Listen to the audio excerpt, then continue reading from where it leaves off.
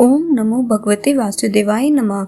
नमस्कार दोस्तों, स्वागत है आपका अपने चैनल हिंदू पर टीवी पर। दोस्तों, भगवान विष्णु जी को वैशाख मास सबसे प्रिय है।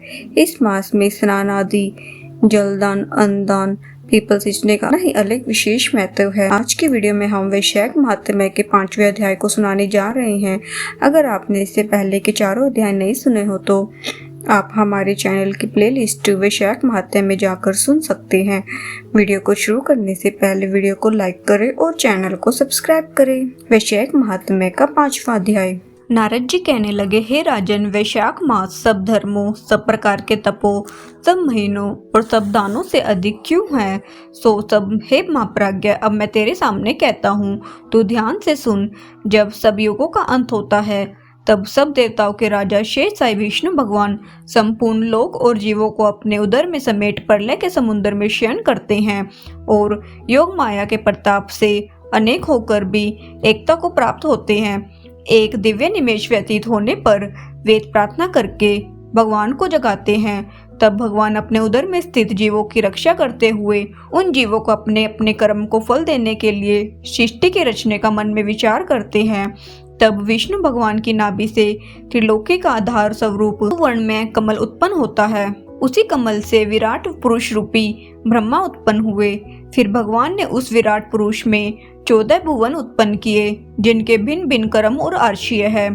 तत्पश्चात वर्णाश्रम के विभाग कर धर्म की कल्पना करते हुए चारों वेद, तंत्र, स्मृति, पुराण तथा इतिहास रचकर धर्म की रक्षा के निमित्त प्रवर्तक ऋषि प्रकट किए।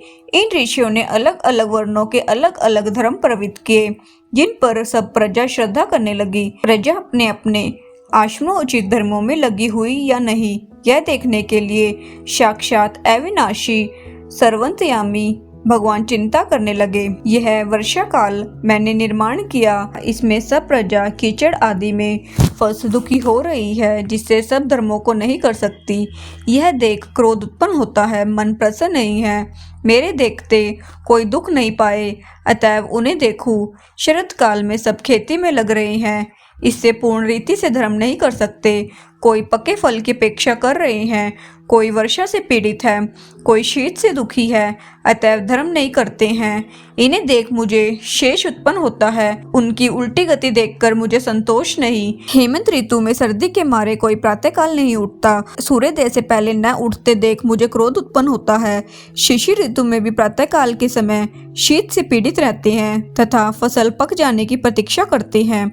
फिर जो मनुष्य जाड़े के मारे प्रातःकाल स्नान करने के लिए केवल सोचा ही करते हैं, उनका शुभ कर्म लुप्त हो जाता है, जो कभी पूरा नहीं होता। यह समय प्रेक्षण का नहीं है। ऐसा विचार कर भगवान ने बसंत ऋतु को संपूर्ण पातकों का निवारण करने वाला माना है। यह ऋतु स्नान, दान, यज्ञ, क्रिया, भोग और सब प्रकार के धर्मों का साधन करने के लिए बड़ी अनुकूल है। इस ऋतु में धनवान सब वस्तु बिना प्रयास ही प्राप्त करते हैं, जैसे लोगों को धन से सुख मिलता है। जो विष्णु भगवान के आधारभूत प्राणी हैं, उन्हें धर्म का साधन ही द्रव्य है। बसंत ऋतु में संपूर्ण द्रव्य प्राणियों को सुखदायक होते हैं। दान योग्य, धर्म योग्य और सब कुछ भोगने योग्य निर्धन, लूले, लंगड़े, व्याकुल और महात्माओं को संपूर्ण द्रव्य और जलादि सुलभ है, इसमें संशय नहीं है। मेरे प्रियजन इन द्रव्यों से अपनी आत्मा का हित साधन करते हैं। पत्र, पुष्प, फल, शाकादि, प्रिय वचन, माला, तांबूल, चंदन, पगधोना तथा नम्रता पूर्वक साधन करते हैं। मैं उनको वर देता हूँ।